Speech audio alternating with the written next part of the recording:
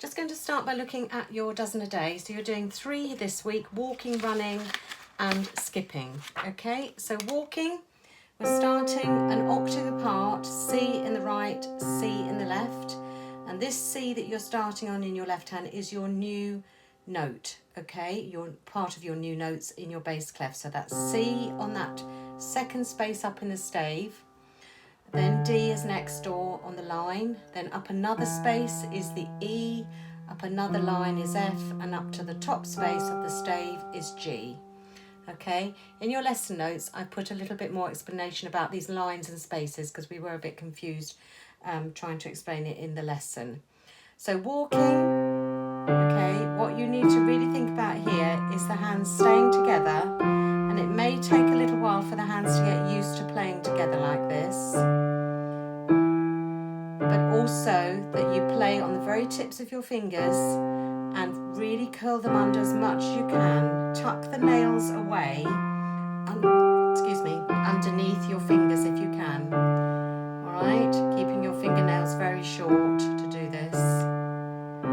Okay, so what I don't want to be able to see is your nails because your fingers are dropping inwards like that. They need to bend forward so you can't see the nail. So that's walking. Running is the same selection of notes, but a little bit quicker.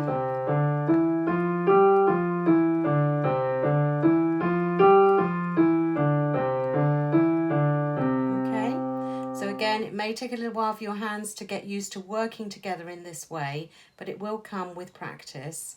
These notes are called quavers, where they're joined across the top with a line joining them. Again, in your lesson notes, which I'll send across, I'll put a little bit more of an explanation about quavers.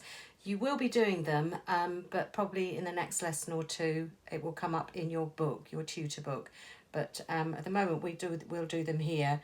When we count quavers, I tend to ask people to count 1 and 2 and 3 and 4 and 1 and 2 and 3 and 4 and so on. 1 and 2 and 3, 4. So you've still got your beat, your 4 beats, but you're counting the quavers in between by counting an and word. 1 and 2 and 3 and 4 and, okay? Quavers are half counts, so that's why the 2 quavers equals 1 crotchet. Now with skipping, it's explaining or describing what's happening in the music. You are skipping a note. Because they're all line notes in the right hand, all the notes are written on a line, you're missing out the notes in between that would be in the spaces. So on the piano, you're missing out a note in between and missing out a finger. The left hand, they're all on the spaces. So all the line notes are missing, which would come in between each space note. Okay, try it maybe one hand at a time like this, and then try and fit it together. Again, tucking those nails underneath.